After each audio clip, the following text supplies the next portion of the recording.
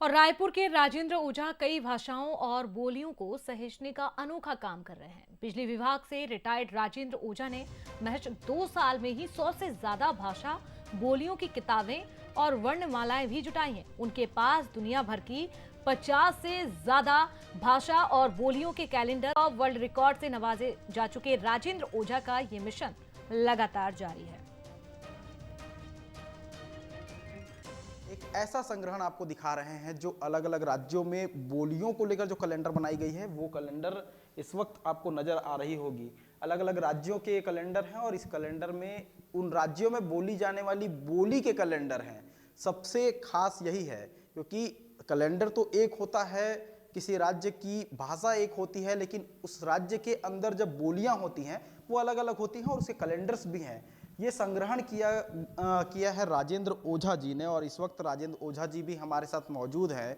उनसे भी बात करते हैं कि किस तरह से ये पूरा कलेक्शन है और कैसे जो है ये पूरा काम वो कर रहे थे। सर, एक बड़ा कलेक्शन जो है अलग अलग बोली भाषा की, कैसे इसको कलेक्शन करने की शुरुआत कैसे की?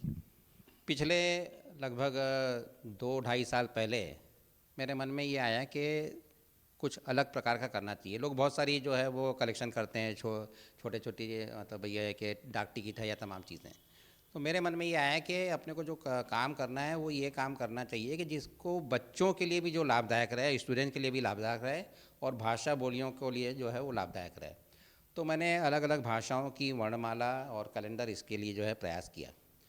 और जो रायपुर के ही मेरे अलग अलग भाषा भाषी जो मेरे मित्र हैं उनसे मैंने पूछा, तो उन्होंने हफ्ता भर में मुझे ये जो है कैलेंडर और वर्णमाला ला कर दे दी। तो उसके बाद फिर मैंने अलग अलग तरह से जो है और प्रयास किए।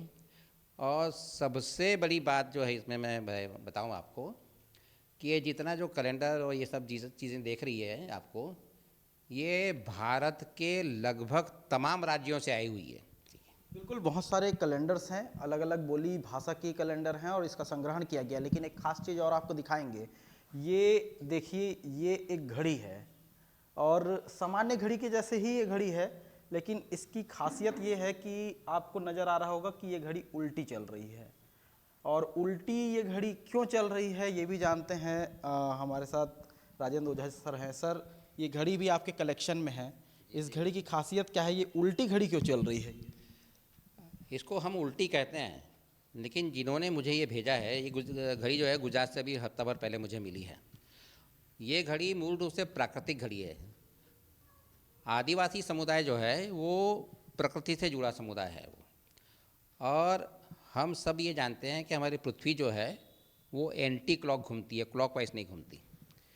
दूसरा, कभी भी आप लोगों ने ध्यान दिया होगा तो पेड़ के ऊपर जो बेल चढ़ती है वो भी उल्टी चढ़ती है, वो ऐसे नहीं चढ़ती वो। दूसरा ये है कि जो आदिवासी समाज है उन लोगों में ये है कि वो लोग जो जैसे मिट्टी के जो बर्तन हम बनाते हैं चाक पर, तो वो लोग उस चाक को जो है उल्टा घुमाते हैं। मतलब प्रकृति, क्योंकि वो लोग प्रकृति से जुड़े हुए हैं, प्रकृति जो पृथ्वी जो है उल्टी घूमती है इस ढंग से, एंटी क्लॉक, इसीलिए वो लोग उसको ऐसा घुमाते हैं।